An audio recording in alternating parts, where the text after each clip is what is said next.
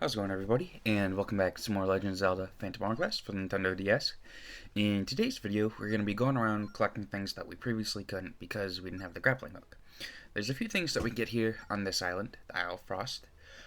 Some of them are more exciting than others. There's actually a Gold Rupee that we can get that we couldn't previously. Now, it's not exactly that exciting. Excuse me. It's not that exciting if you're kind of loaded on rupees, but it is cool to see because I don't think we've really seen any other gold rupees so far. Might have seen one or two, but it is cool to, actually experience them because they're not really seen too often in Zelda games, which is, a little unfortunate nowadays. Got some phlegm in my throat. It's scary. No, I'm not thinking of gold rupees. Orange rupees are the ones that we don't see too frequently because I think in Ocarina of Time, were they orange? The ones that the Skull Kid drops? I'm pretty sure it's supposed to be yellow, but it might end up looking orange, at least on the Nintendo 64 version, because I know that when you complete all 100 Skulltulas, you get the yellow rupee from the House of Skulltula, so I think it's orange that I'm thinking of that we don't see a whole lot of.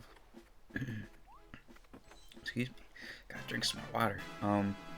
We got ourselves another power gem here, and unfortunately it is still gonna be a few videos before we get the 20 gems required for the additional upgrade, but thankfully, you don't really need them for anything. I would say the defense we have now is more than plenty, and I would say the upgraded offense is pretty good as well. So now that we've beaten the temple, the Yuk are actually friendly with us, or is it Yuk? It's one of the two. So it is nice that they're on a better,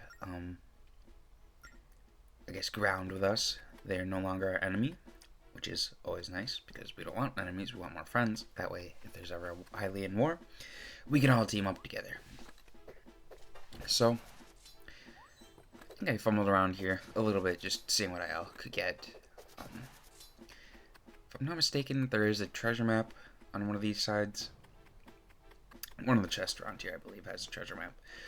Some of them just have additional goodies that aren't required for 100% completion, I'm pretty sure. I don't think it's all of them. I think it's just one that doesn't have the 100% completion. But either way, I would still recommend getting all this stuff, just in case. You want to sell treasure, if one of them is treasure. Or if you just like to see what's all in the treasure chest, because I know personally I don't really like leaving treasure chests unopened. Always like to see what I'm missing out on, so it's always good to get some rupees here and there. So I guess these two weren't very important, but it's 40 rupees, so I would say that's a win. Alright, maybe not, but to me it's kind of a win. In terms of story stuff this video, there's not anything really. We do get another heart container, but I don't think any story related events happened aside from getting a letter or two that are kind of I think they're from Goron, I believe that was his name, because now we can finally do that rolling minigame. And the way that works is you won't be able to do it directly after the temple. You do have to wait a day. Although if you don't want to wait a day, what you can do is just set your clock ahead, so it speeds things up, definitely. So you don't have to wait 24 hours. And there is one thing, I believe I do at the end of this video, if I'm not mistaken. Beetle has a nighttime ship, and from weekdays, I believe it's past 10 p.m., and on weekends, I think it's before, 12 p.m.? Whenever lunchtime is, you want to do it before then. You can grapple on over here, but I think it's just to kind of test your grapple out. And then this is going to be the part where we get the, I think it's a treasure map. No, I think it's a, no, I don't even know. It's been a hot minute. Okay, it is a treasure map.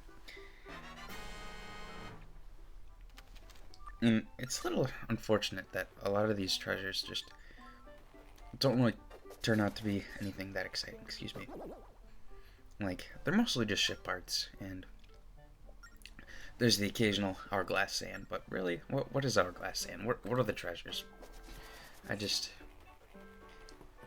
I don't know. I feel they could have done so much more rather than just having a whole bunch of ship parts and rupees just be down there, you know? But it's one of the only times that they get to do the whole salvaging thing besides in Wind Waker, so I guess it's cool that we got anything. And here's going to be our golden rupee, or yellow rupee, I forget what it's called. A big gold rupee. Worth 300, and it gets that little sound effect, which is pretty cool. But at this point in the game, there's going to be quite a few ways just for us to get like a ton of rupees, like by selling treasures, participating in minigames. There's even that rupee making minigame from earlier that I showed in a previous video. So there's just a ton of stuff. Here's going to be a courage gem, I believe. Wisdom gem, my bad. I accidentally forgot to get this right away, so I got it like close to the end of the video. I think that is all for this island. I don't think we ever need to go back here for anything, if I'm not mistaken. Yeah, I don't think so. I think we've gotten everything that we can get from this island, and what you're gonna notice is there's not really, for the next dungeons item, there's not really too many previous uses for it. Like, you'll find that a lot of the islands that we've been to now, that we have the grappling hook, that's about all that you can do. Like, getting the grappling hook is pretty much gonna get the rest of the items that we've missed. I don't think there's too many items or goodies that you can get with the next dungeons item, unfortunately.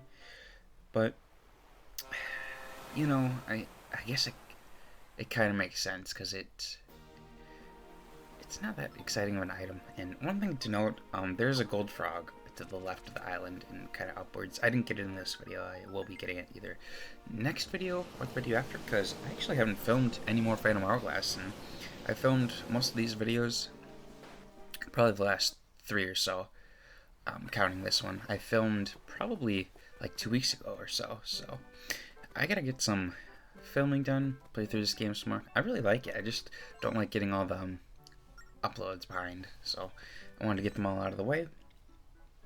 So I'll probably play some more of this later on this week, as well as Ultimate Alliance 3.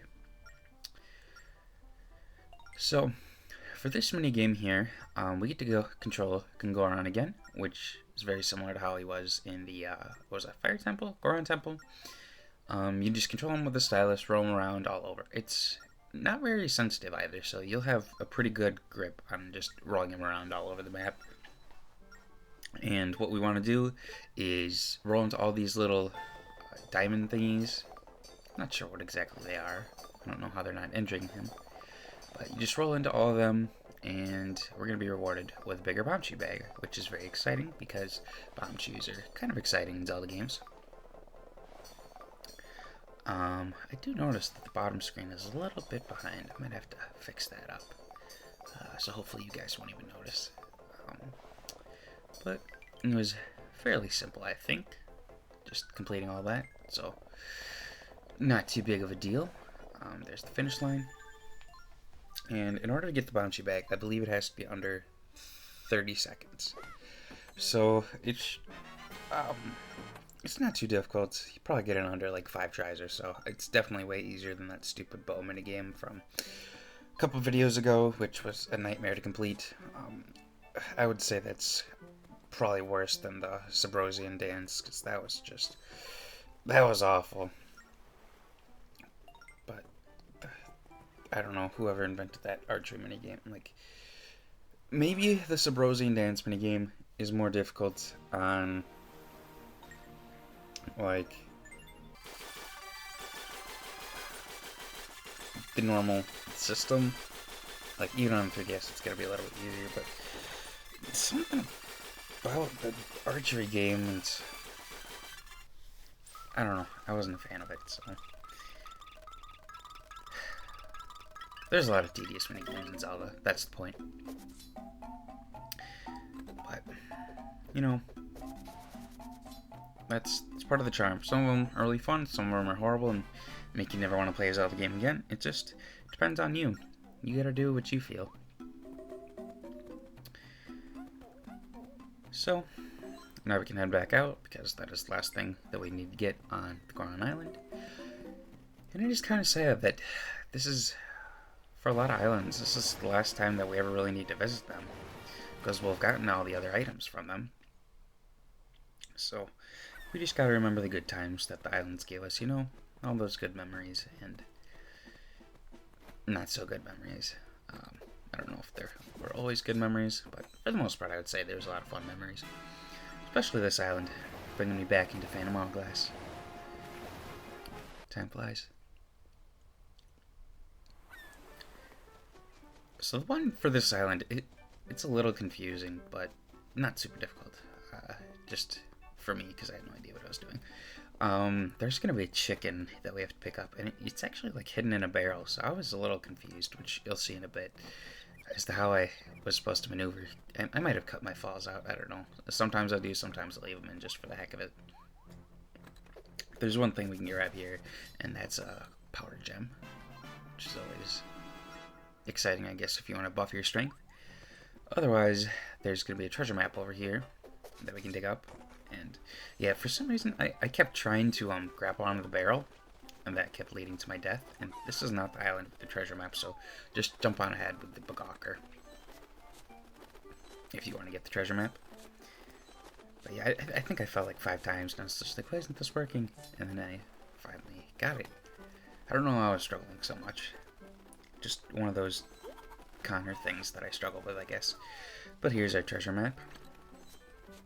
And this is probably going to lead us to another ship part, which, you know, it's sometimes exciting. Most of the time it's just really annoying, because we already have so many ship parts, you know? But it is what it is, you know? Or maybe you don't know, because half the time I don't even know. But that is the last thing we needed on that island, so we can head over to Spirit Island. And there's going to be some goodies here we can get. We can also activate our Courage ability, which is going to give us the Sword Beam. And I know I haven't really talked very fondly of it. I don't understand like what exactly the purpose of it is in this game. I don't know what the damage value of it is either. Maybe it counts as a Sword Slash, which I guess in this game could be useful, because the sword only deals like 1 point of damage, so then the Sword Slash would only deal 1 point of damage. But I don't really get it. I feel like it was just something that they added just to have like filler for the Fairy of Courage, but it's nostalgic, I suppose. It's got that nostalgia factor going on, so we'll give it points for that. Over here, we do have to deal with some Octoroks. You can kill them ahead of time with your bow if you want to. Probably use your boomerang as well. Maybe your Bombchu might be able to avoid the cannonballs they shoot, or whatever they are. Rocks. I don't know how they all fit in their mouths. And our shield does not bounce them back, unfortunately, so you gotta be careful there. And that like was a little mean, just bullying me. You don't use your shield in this game, I think, unless it swallows you up for too long. And the Rupee like is the one that you really need to be careful of, because those suckers will just eat all your rupees alive. If you played Four Swords Adventures, you'd know what they do. If you played Four Swords, you know what they do.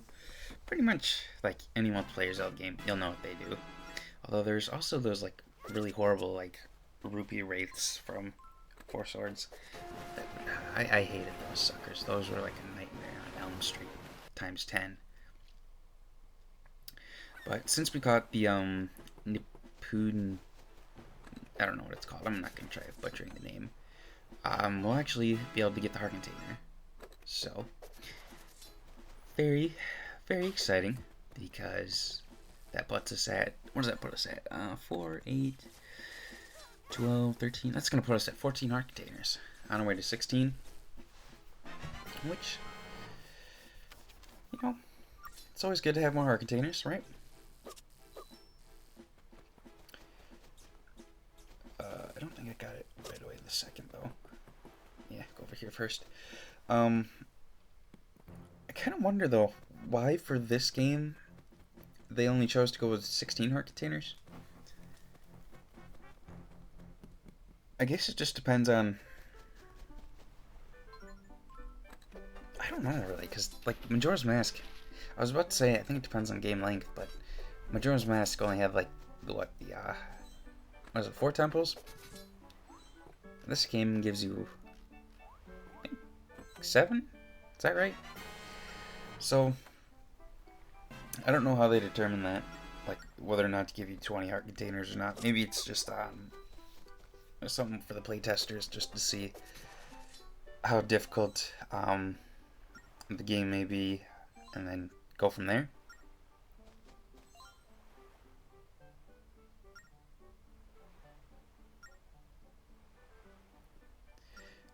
And I don't know who exactly left the treasure. Probably the Fisher dude, just because he's a little crazy in love with a mermaid. But you know, I'm not gonna mess with that. If he wants to do what he wants to do, that's fine by him, and fine by me too, I suppose.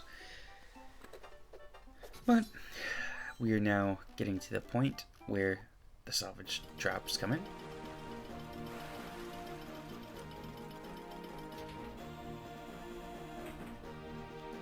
One of these is Sand of Time, which gives us an additional minute, which I guess if you're really struggling, it can be really helpful. So I would say go for it if you really need it. Otherwise, I think for the Temple of the Ocean King, we're going to have so many shortcuts now that you shouldn't like be going down to your last minute, you know? Some things do require a bit more time and patience, but for the most part, I think the time that we are given is fairly generous. And if you're struggling with this island, just getting lost, you can just draw a map, like yourself, just kind of outline where everything is, and that way you'll never get lost, because you'll know what the map is. Which I think maybe was the idea for this island. I just kind of figured my way around, you know? But you do what you want to do. I just personally didn't feel like drawing on a map myself. And some more salvage stuff here. I don't know if these salvage traps are required for 100% completion or not. I want to say they probably are, just to get rid of the X's on the maps. Yeah, I would think they're required, because Sand of Time is one of them, and I think the max time is that like 25 minutes or so? So you definitely do want to get the treasures, I would say, just in case you're going for that 100% completion goal, and you want to reach 100% completion.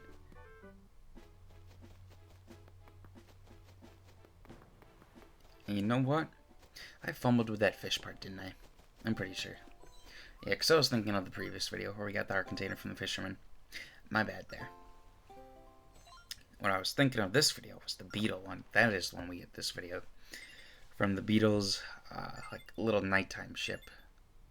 Which has some cool little items. I don't know what exactly replenishes there. It's kind of something I covered in, like, the last minute of the video. He's a heart container, I believe a courage gem, and a ship part, maybe? I don't know what's gonna replace them, though, once we buy that stuff. Maybe ship parts? Unless he just replaces it with the day stuff? I don't really know. But I think if you really wanted to, you could probably get a good majority of your ship parts from Beetle. But you do you. Get them however you want to get them. Personally, I will probably stick with minigames, just because some of them are a bit more entertaining than others, but I don't think there's too many minigames that'll give you ship parts. Some of them will just give you rupees and whatnot, but I think you just gotta look at, like, certain guides that, like, really tell you what you're gonna get. For this here, you don't need to do this. I don't even think it works anymore unless you got someone with a Phantom Hourglass copy nearby. I just wanted to show it off. So, a little depressing that I don't have friends on Phantom Hourglass, but that time came and went. I actually did play the battle mode when I was really younger, and that was a lot of fun. But I was pretty little, like 7 years old, so I usually ended up losing pretty much every single time, which was a little unfortunate, but you know, I I learned from it, I suppose. I learned that I am not very good at competitive multiplayer, and still to this day, I'm not very good, but we don't need to be good at competitive multiplayer, you know? You just gotta enjoy it. Enjoy what life throws at you sometimes. So I did set my clock ahead for this part. I set it past 10 p.m. because I think this was filmed on a Friday, and that's a weekday, so naturally the beetle's gonna appear then, or the masked beetle, whatever it's called. Mask chip, that's what it is. And this is where we buy our heart container and our courage gem, and I think there's some other goodies there as well that aren't normally, perhaps. But the only real things that you need are the heart container and the courage gem. As for how he has either of those things, I don't know. I don't know whose heart container he stole. It's a little shady, but I don't know. I just don't question it. He's claiming that he doesn't know us, even though he definitely does know who we are. And buy ourselves a heart container for 1,500 rupees, or 1,500. And then that puts us 2 heart containers away from having the max heart containers. There's only one more dungeon in the game, so you might be wondering, where do we get that other heart container from? Well, I don't have any idea yet, but as soon as I know, I'll let you guys know. That is going to do it for this video. That's all we needed from the Masked Beetle ship. So I want to thank you guys all for watching, and I hope you have a good rest of your day.